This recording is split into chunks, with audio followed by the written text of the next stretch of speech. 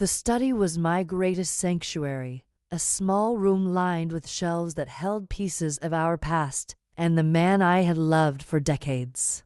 His diaries rested there, neat rows of aged leather-bound volumes, each one a treasure map to the life we had shared, the dreams he harbored, the fears he kept locked inside, the sacrifices he made to hold our family together.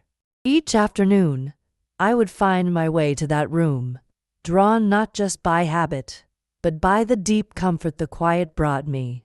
Sitting there, running my fingers along the spines, breathing in the subtle scent of worn pages, I felt his presence close, as if he were watching over me still. That day began no differently. I was methodically arranging the diaries in order, treating them with the reverence they deserved. Their words were more than ink on paper. They were the legacy of a lifetime, a record of love and struggle that I guarded with care. The candle on the sideboard flickered softly, casting gentle shadows that danced on the walls, and the house was filled with a peaceful stillness. Then came the intrusion. The front door opened with the harsh click that had become all too familiar, and the voices of my children echoed through the hallway. Mark and Clara, my own blood, arrived with the careless boldness of youth and entitlement. Their steps were heavy across the wooden floor, their laughter sharp and disrespectful, a jarring contrast to the hallowed quiet of this room.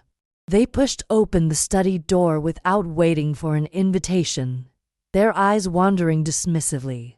When they saw the diaries, I heard Mark scoff first. "Why do you even keep these old things, Mother? Nobody reads this rubbish anymore. It's just a pile of junk." Clara smirked, standing by the door with that familiar look of superiority. Father was old-fashioned. "These papers mean nothing now. We should just clear all this clutter out." He wouldn't want the house filled with such nonsense. Their dismissive words pierced me sharper than I expected. Those diaries held his soul, every page a whisper of his essence.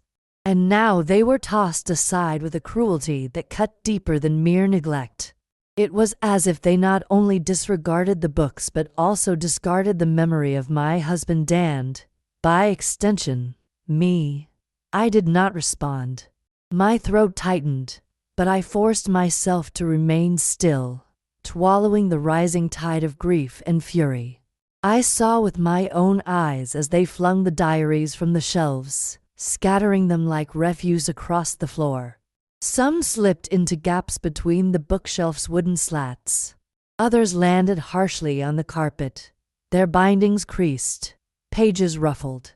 Their laughter echoed through the room, biting and cold, blindsided by their ignorance of the wound they had inflicted. I gently bent down, gathering the scattered volumes with trembling hands, silent but burning inside. The betrayal lay not only in their words but in their disregard for the legacy entrusted to me. It dulled my heart to realize that the children I had raised now viewed me as a relic, useless and outdated, unable to carry on the family's memory or wealth. As Mark and Clara noisily departed, leaving a trail of derision in their wake, I remained seated in the armchair where I had read so many nights before. The dim candlelight flickered helplessly against the wall, mirroring the fracture in my spirit. The diaries lay around me, broken pieces of a story they refused to honor. I felt tears sting my eyes, but I would not let them fall. Instead, I took a deep breath, steadying myself as the cold weight of their betrayal pressed down.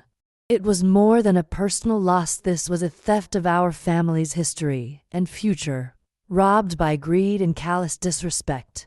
Yet beneath the ache, something darker and fiercer began to rise. Their laughter had echoed loudly in the room, but in the silence that followed, a quiet determination took root. I whispered to the still air. In silence, I found my strength. That phrase was not just a fleeting thought, but a vow, a seed from which my resolve would grow. The diaries were no longer just relics to cherish. They had become my weapon and my shield in a battle I was just beginning. The house felt colder, the walls ringing with echoes of fractured family. Yet within me, a slow fire kindled, fueled by patience and the fierce love and loyalty I had always carried. I would watch and wait, use the lessons woven through the faded letters to guide me, and rebuild what was lost piece by piece. They believed me weak to old, too quiet, too worn down to pose a threat. But beneath the surface, I was a woman who had sacrificed her own dreams for her husband and children, who had learned the value of silence and observation. I would reclaim what was mine, and what rightfully belonged to the memory of a man they disrespected. This betrayal was a deep cut, yet it was not the end of my story. Instead, it marked the turning point where pain became purpose. Their underestimation would be their downfall. I would prove that the quietest voices often carry the strongest echoes. As I gathered the diaries one by one, tenderly but firmly, I knew the path ahead would be long and difficult. But I had a secret weapon: time, patience, and a mother's unwavering resilience. The legacy they had tried to bury would rise again, carried not only by words on paper but by the steady beat of a heart that refused to be silenced. Their laughter had faded into the distance, but my own voice, soft but resolute, filled the room. The silent echo of betrayal would become the rallying cry of a mother's quiet crusade, one that would reclaim not only treasure but also justice, respect, and redemption. The days that followed my children's dismissive visit fell into a contemplative silence, a stillness born not of surrender but of deep reflection. I found myself submerged in memory's fleeting moments of sacrifice and unconditional love that had shaped our family for decades. In those quiet hours, I revisited the years when I had set aside my own dreams to nurture my husband's ambitions and raise Mark and Clara with unwavering devotion. Those memories were a bittersweet balm, reminding me of all that had been given and all that had been lost. I recalled the late nights spent beside my husband, whispering hopes for our children's future and charting a course for our family's fortune. I remembered how the house once echoed with laughter as Mark and Clara grew, how I watched over their first steps and first words, teaching them values that now seemed so foreign to them. Yet beneath those tender recollections lay a persistent ache, a quiet grief for the gulf that had grown between us. My husband's own cautionary words surfaced often in my mind, like a compass guiding me through despair. "Integrity is the foundation," he'd said softly, tracing his fingers over the pages of his diary. "Our story is not just about wealth but the truth and legacy we leave behind." His voice, steady and sure, grounded me. The diaries were far more than dusty relics. They were a treasure map, a coded testament to a life carefully planned and fiercely protected. With this clarity, I returned to the diaries with a new purpose. No longer a grieving widow merely revisiting memories, I became a careful strategist, combing through each entry for signs of hidden assets and secret investments. My husband had documented not only his thoughts but the threads of financial security, land acquisitions, covert accounts, trusts entrusted only to time and silence. I matched words and numbers, piecing together a mosaic from entries that once seemed mundane. A quiet purchase here, a trustee's name tucked in a margin there. The clues, laid out in faded ink, told a story my children refused to see. As the days passed, my resolve hardened alongside my discoveries. This was no longer about recovering money. It was about reclaiming respect and justice stolen by their greed and ignorance. Each evening, sifting through the diaries, I felt the weight of history but also the fire of determination ignite within me. My children believed me an obsolete shadow, too gentle and broken to fight back. But age had brought me patience, and motherhood had taught me the power of quiet endurance. I would not confront them with anger or desperation. They would learn through silence and strategy that their dismissal was both dangerous and wrong. Memories of family dinners and soft laughter helped temper the ache, reminding me of the love once shared. Yet I faced the sobering truth that Mark and Clara had changed. Their hearts had turned to temptation and entitlement, leaving me to stand alone as guardian of a legacy slipping through grasping fingers.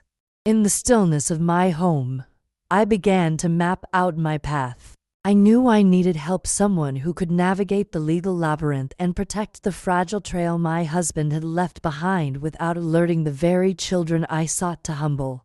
I recalled an old friend, a lawyer known for her discretion and expertise in estate matters. Contacting her would be the first step toward turning my quiet crusade into action, a move planned with precision, under the guise of routine affairs. With every return page, every name cross-checked, I cataloged the hidden wealth accounts concealed in layers of trust, properties registered in unfamiliar names, locked safety deposit boxes. The evidence was growing, fragile yet undeniable. The treasure my children sought to claim without knowing was guarded not only by law but by time and secrecy. Throughout this process, my outward calm remained intact. I refused to show the inner storm of hurt and hope. I had learned that fury shouted only chaos, but silence held power, weaving webs of influence and control invisible to those who underestimated it. I listened closely, not only to the diaries but to the words and actions of Mark and Clara, observing their careless indulgence and faltering confidence. Their arrogance became my advantage. They believed my silence was weakness. But I had been quietly assembling the truth, and in patience, I found strength far greater than any outburst could deliver. There were moments when exhaustion threatened, when the long nights and solitary hours felt endless, when the memories of love and betrayal intertwined painfully. Yet I reminded myself that this was not mere revenge. It was preservation of a family's honor, a man's legacy, and my own dignity. My husband's words echoed again, a whisper carried from the pages of the past. Integrity endures. The days changed slowly, and so did I. The mother who once laid down her dreams had risen anew, armed with knowledge, patience, and an unbreakable will. I was ready to reclaim not only the fortune but the respect my children had lost sight of. Their failure to honor the past was their fatal mistake. In the quiet of my study, surrounded by the diaries that now felt like armor, I promised myself that this story was far from over. The silence around me was a shield, but also a weapon. When the time came, I would act not with noise or rage, but with the steady force of truth and preparation. Their rebellion had awakened a force they never expected. I was no longer the silent fool, but a mother reborn in purpose and power.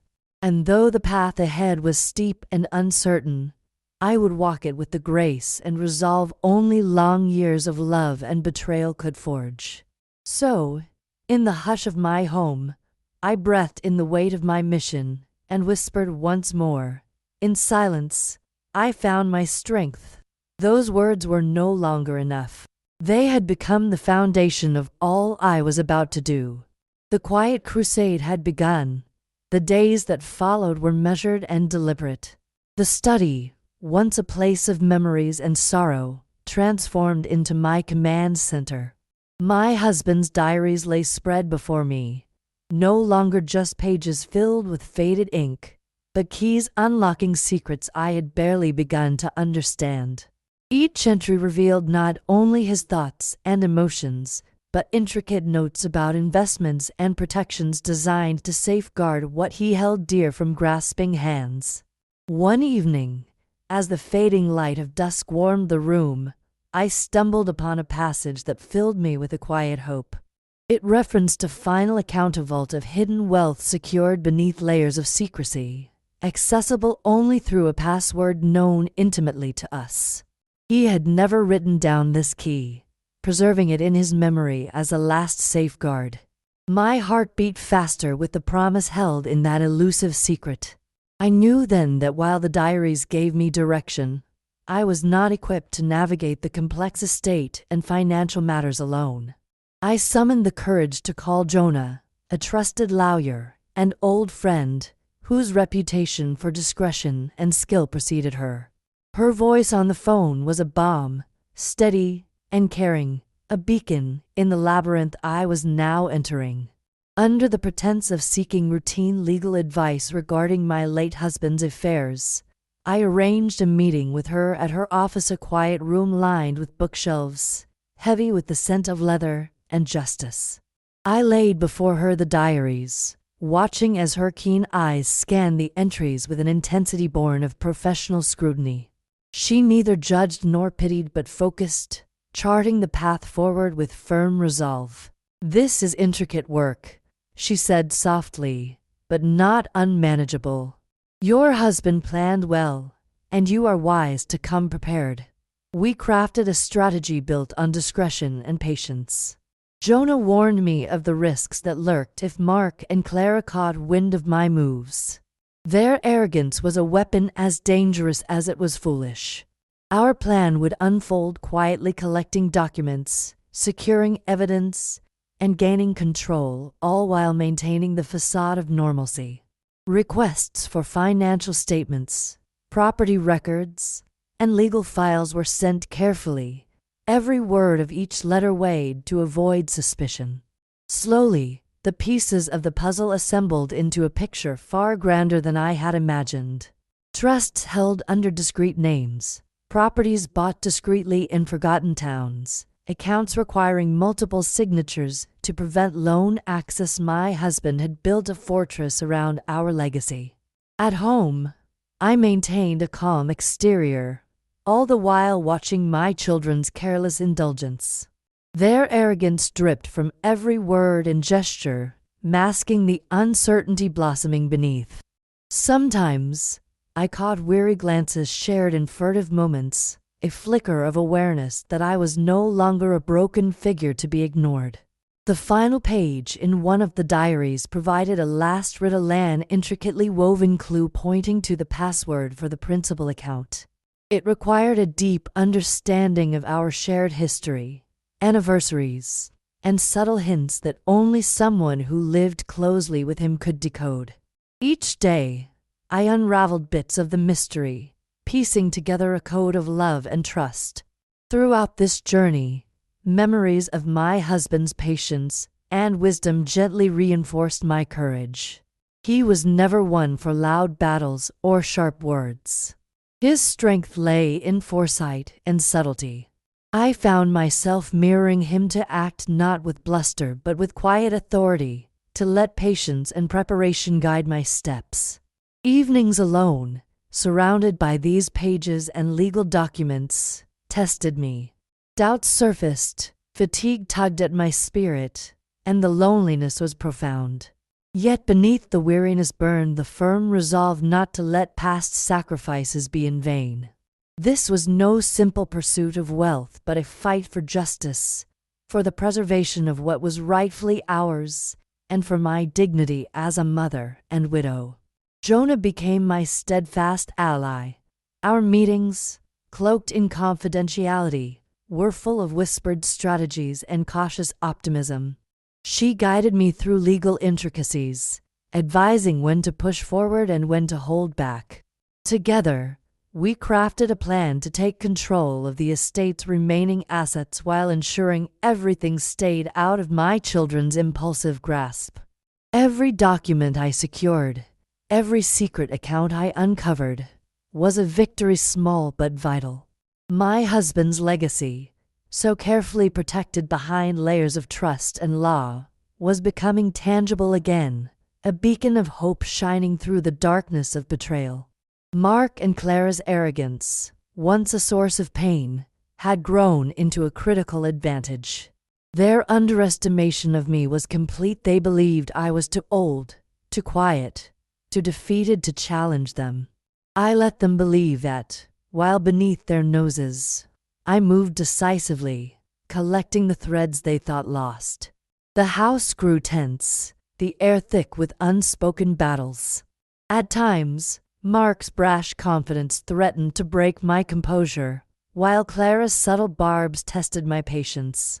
Yet I remained steady, a mother reborn in purpose and power, the quiet guardian of a legacy no one else respected. The more I learned, the more I understood the depth of my husband's foresight, his ability to prepare for inevitable tribulations, his foresight to protect not just money, but family honor and future security. This inheritance was his final love letter to us, engraved in secrecy and silence. Finally, as the months passed, the pieces fell into place. The last riddle, once a jumble of numbers and letters, revealed the password. My heart swelled with a mixture of sorrow and triumph as I prepared to unlock the account that had long been hidden from view. It was not just money at stake, it was justice and respect for my husband, for myself, and for a family fractured by greed and silence. With paperwork in hand, mind sharp, and patience endless, I stood poised at the threshold of reclamation. The quiet crusade I had vowed to undertake was nearing its crescendo. I was no longer a victim silenced by betrayal, but the architect of my own redemption.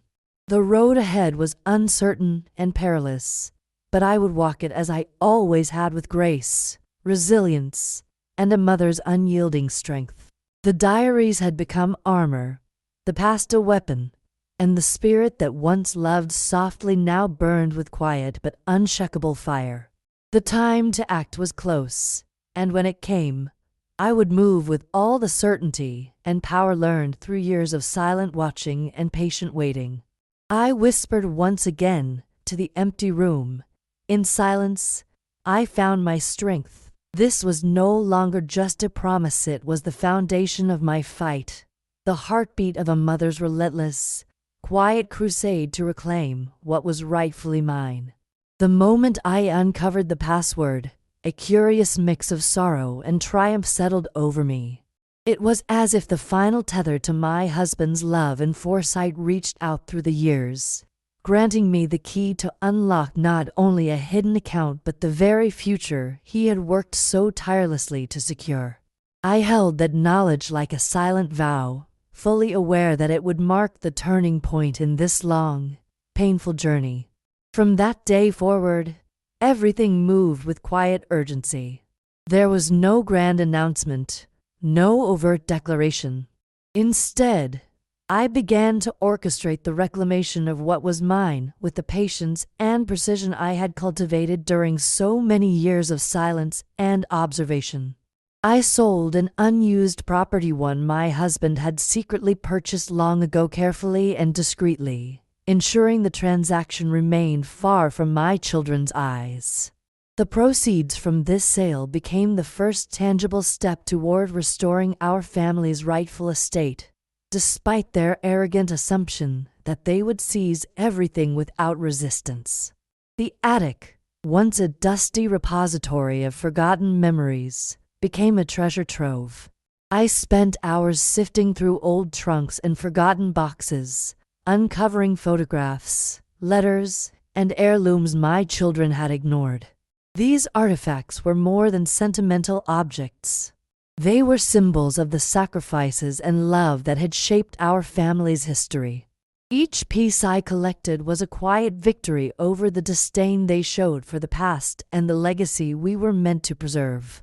While arranging for the sale and sorting through the attic, I worked on consolidating the financial affairs. Jonah and I had become an efficient team, our brief but intense meetings orchestrated with discretion. She carefully reviewed documents, alerted me to potential legal roadblocks, and advised on the best strategies to avoid tipping my hand prematurely. Together, we navigated the complex maze of trusts, accounts, and papers lodged in various banks and registries. I could sense Mark and Clara's confusion intensify as they scoured the house in search of secrets they believed I could no longer uncover. Their once brash confidence began to falter, though they masked it with feigned indifference. Clara's subtle glances and Mark's impatient sighs filled the air like a storm waiting to break. But I stood unshaken, grounded in the calm knowledge I had gathered and the patience I continued to exercise.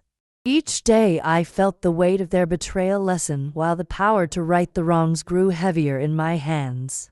The process required a delicate balance, moving swiftly enough to reclaim what was mine, but subtly enough to avoid provoking confrontation before I was ready. The house felt different now, almost as if the walls absorbed the tension that had simmered beneath the surface for years. The memories of laughter and shared lives seemed to echo faintly in the corners, mingling with the quiet resolve that had settled deep within me. I was no longer the weary widow hoping for reconciliation. I was an architect of justice, cautiously drafting the blueprint of a new future. The final phase of my plan was unfolding, and with it came the tangible shift of power and respect I so desperately sought. The assets, once hidden behind layers of legal protection and my children's ignorance, were slowly being brought under my control. I was the keeper of keys, the guardian of a heritage they had dismissed as irrelevant relics. There was one particular evening when the weight of accomplishment and the solitude of the attic overwhelmed me. I cradled a faded photograph of my husband and myself, young and hopeful, the sadness in the wrinkles around his eyes softened by time. I whispered to the empty room, "You always believed in integrity. And so do I in this silence." I found both mourning and motivation. The journey had not been easy, and it had demanded sacrifices I had never anticipated. But each small triumph, the final signature on papers, the successful transfer of accounts, the securing of valuable heirlooms, was a testament to the power of patience and quiet resilience. And yet, even as the financial landscape of my family shifted, the emotional currents beneath remained complex. I chose not to confront Mark and Clara directly about their betrayal, knowing that anger would only deepen the divide.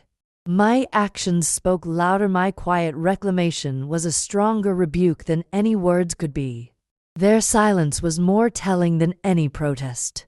The sale of the estate's hidden assets and the careful organization of our shared history marked an end and a beginning. To some, it might have seemed like a simple transaction, a redistribution of wealth. But for me, it was the healing of wounds and the resurrection of dignity. I held the keys, the physical ones to the safe deposit boxes, the symbolic ones to the legacy my husband built and my children tried to discard. Each key represented a victory not just in theft or betrayal, but against the painful erasure of love and loyalty.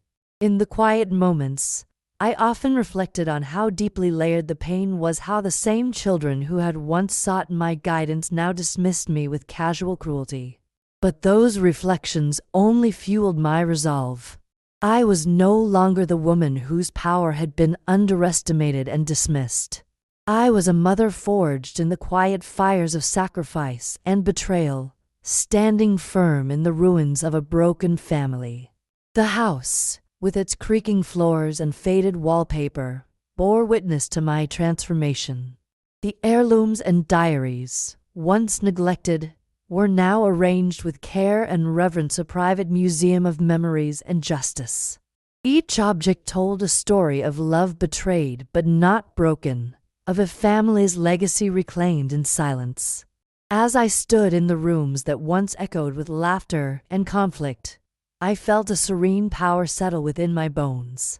The process was far from over, but the most critical battles had been fought and won, not in loud confrontations, but in whispered strategies and silent moves. The quiet had become my ally. The day I finalized the last transaction, sealing my control over my husband's fortune, I felt the full weight of what I had accomplished. It was more than just money or property. It was the restoration of respect, authority, and justice. It was a redefinition of who I was and what I would no longer tolerate. In those moments, as the house settled into a different kind of stillness, I realized that this reclamation was not only for myself, but for all the women who had been silenced and discarded, for the mothers whose sacrifices had gone unnoticed. Standing tall, keys in hand and heart resolute, I looked out the window into the quiet night and whispered softly. In silence, I found my strength. It was true, my victory was quiet yet undeniable. The treasures I reclaimed were as much about love and justice as they were about wealth. This house, my home, was no longer a place of sorrow but a sanctuary of resilience. And I was its unchallenged matriarch, ready to protect this new life with every fiber of my being. The day I returned from Joanna's office, heart heavy but steady with cautious triumph, I found the living room unexpectedly occupied. Mark and Clara sat there, together for once, their faces taut with unease and uncertainty, shadows of the confident, dismissive children I once knew. They didn't greet me with their usual arrogance. Instead, their eyes flickered with desperation barely concealed by forced casualness. The tension in the room was palpable, layers of unspoken worries thickening the air. I watched quietly, understanding they sought something: financial support, a transfer of funds for ventures I knew were shaky, barely masked by their pleas. They had arrived like visitors looking for answers, unaware they would find more than they bargained for. I remained calm, poised, gazing at the same children who had once ridiculed me, who had disregarded both me and their father's legacy as though it were an inconvenience to be swept away.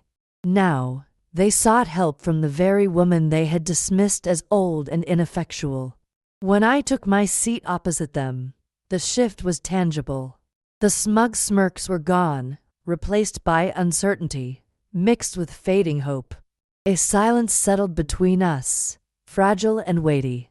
I broke it gently but firmly, revealing truths they had long refused to accept. The house, their assumed inheritance, had been sold. The accounts they thought were theirs were no longer accessible to them. Their father's fortune, far from being at their disposal, was securely under my control. Shock flickered across their features, disbelief slowly giving way to panic. They did not expect such disclosure. Their sure footing crumbled into hesitance. My words, calm and unwavering, unraveled their assumptions and tore through their entitlement like a silent gale. I spoke not out of spite but truth, recounting the painstaking unraveling of the diaries, each page a breadcrumb leading me to their father's hidden wisdom and foresight. I explained how every document, every trust and legal paper, was proof of care and foresight my children had scorned. Then came the most disarming moment: the revealing of recordings.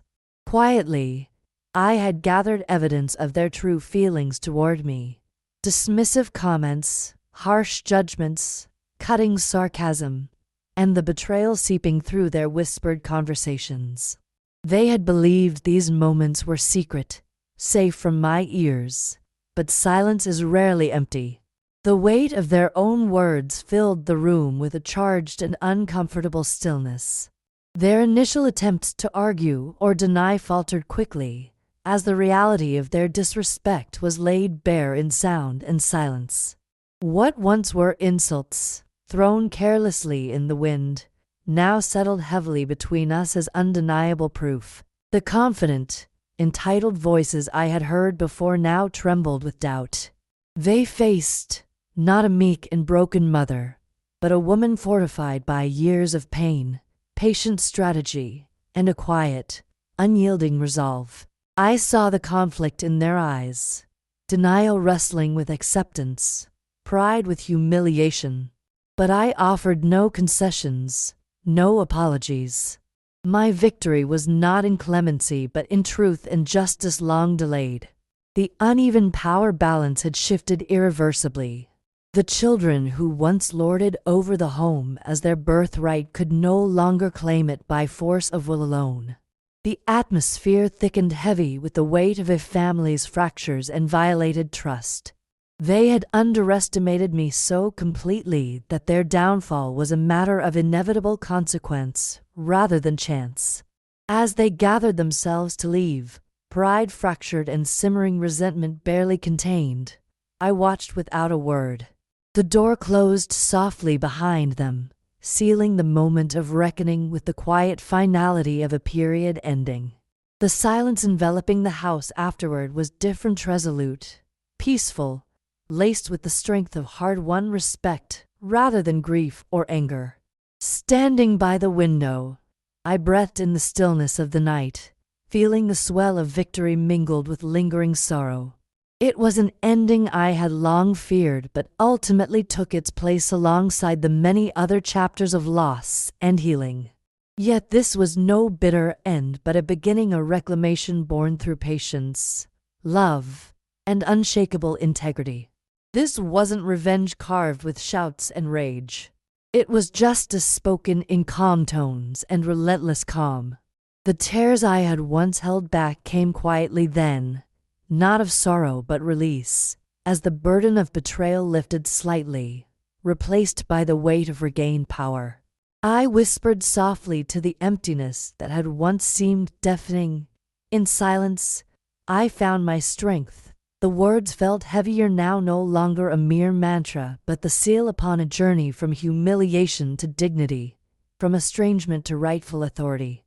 And with that whisper, a profound peace settled over my soul. The house was mine once more, not simply by paper or possession, but through the reclamation of respect and renewal of loyalty.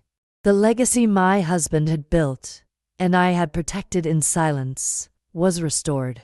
The story that had once seemed broken now held the possibility of new growth, nurtured by the patient strength of a mother who never lost her footing.